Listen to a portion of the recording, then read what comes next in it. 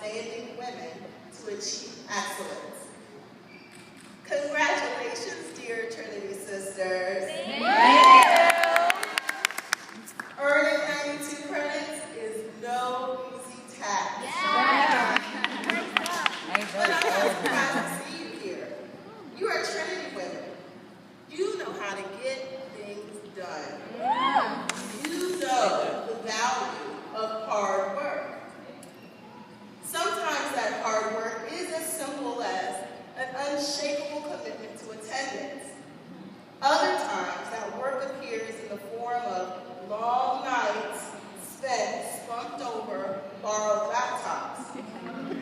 And often that work occurs while you are at work, earning money to support yourself and your loved ones.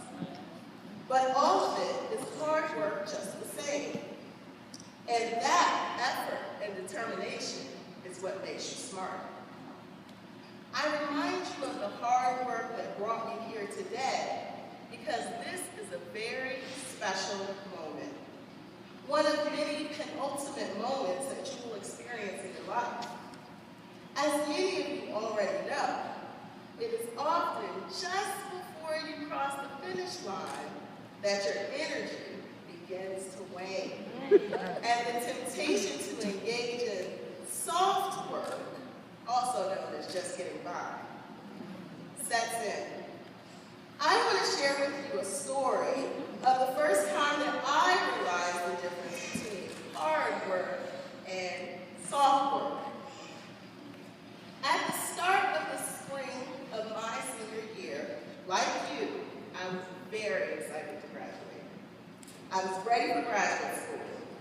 All I could think of were the awesome academic challenges to come. Indeed, I was so focused on the challenges to come that I had little energy to spare for the academic challenges immediately in front of me. In my final semester, I only needed 3 classes to graduate.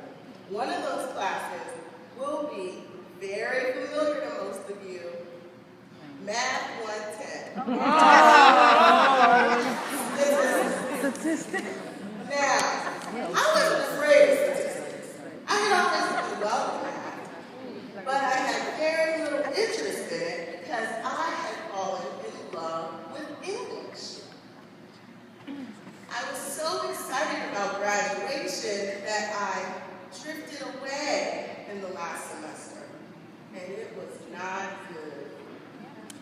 I think it goes without saying that I behaved badly in the course.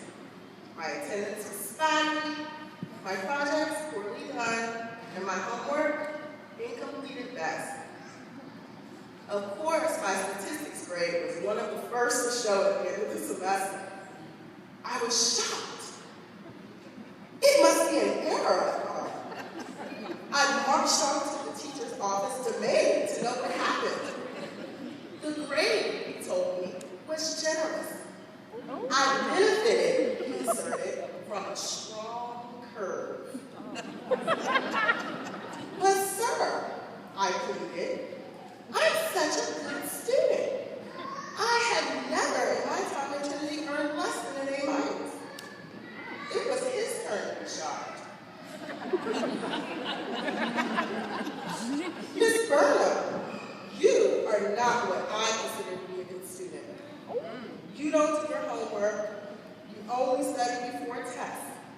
And it is not true that you have not earned less than an A- at Trinity because you have earned a C in statistics. If I had earned a C because it was my best, I would not have been upset.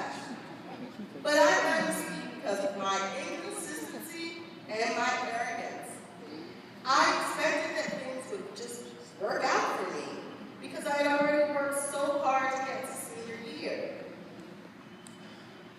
Yet, the C illustrated that in my final semester, I had not behaved like a hard-working Trinity woman.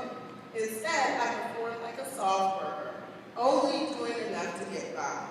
I was disappointed in myself, and I graduated with a healthy score for second best. Shortly after graduation, I found myself in graduate school at the University of Maryland College Park. Of my graduate school acceptances, UMD was the only one that did not offer me at least a partial scholarship. I chose UMD because of their English department's strength in the area that I wanted to study, African American literature. UMD's African American literary scholars are excellent, and because I'm a Trinity woman, I wanted to be excellent as well. My first semester outside of Trinity's walls and armed with a Trinity degree was the most difficult of my life.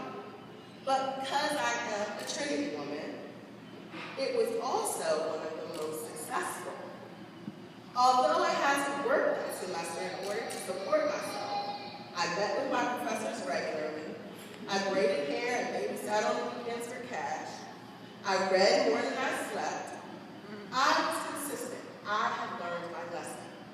Trinity scholar that I am, I never missed a deadline, I never skipped a page, and I attended every event possible.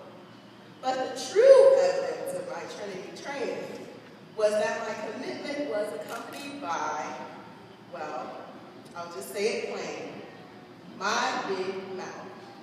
I told every professor and administrator who would listen that I really wanted to teach, that I loved graduate school, and that I planned to go all the way to PhD.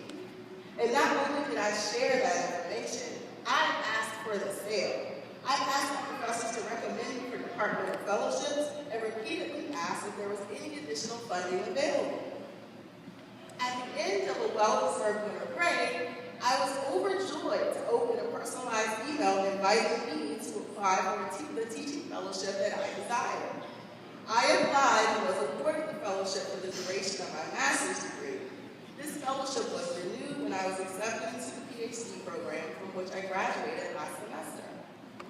I tell you this story to illustrate that consistency and tenacity are the keys to excellence. The fourth grade that I earned in statistics was, in some ways, the most useful grade I ever earned. Had I not been humbled by my mistakes, I might not have been as diligent in my studies in my first year of graduate school. I might have allowed my energy to wane when things were difficult. I might have expected things to just work out for me. Instead, I used the lessons learned in Trinity to succeed, and you will too.